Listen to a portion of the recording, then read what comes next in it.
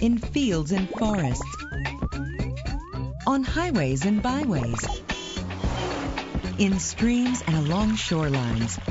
People doing simple things, responsible things, can make a big difference.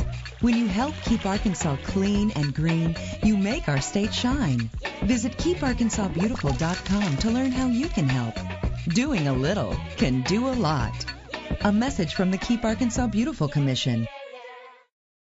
Well, it's right around the corner, and come Memorial Day weekend, it's expected that more than 250,000 people will pour into downtown Little Rock and North Little Rock for Riverfest and its 35th anniversary.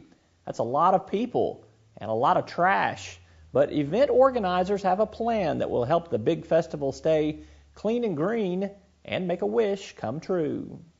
Clean and Green is brought to you by the Keep Arkansas Beautiful Commission. For recycling, litter prevention, and community improvement, visit keeparkansasbeautiful.com. Little Rock's Riverfront Park. It's quiet now with chairs empty in front of the main amphitheater, but soon this beautiful park on the bank of the Arkansas River will turn into an explosion of activity when Riverfest kicks off Friday night of Memorial Day weekend. There will also be an explosion of trash, plastic bottles, and aluminum cans. Deanna Corte has been with Riverfest for 15 years and is in her 8th year as executive director. The former festival volunteer says to keep trash from littering the park, recycling efforts will be in full force during the 3-day event. From a recycling standpoint, just over the last 3 years when we've really started tracking it, we've collected over 30 tons of recyclable materials, aluminum, plastic, cardboard. Obviously we have a big environmental footprint here, and we want to make sure that we're being environmentally responsible, that we're collecting these recyclables so they don't end up in a landfill. And 3 years ago we decided that we wanted to make sure our festival goers were educated as well, and so that's when we started our Riverfest Recycles program.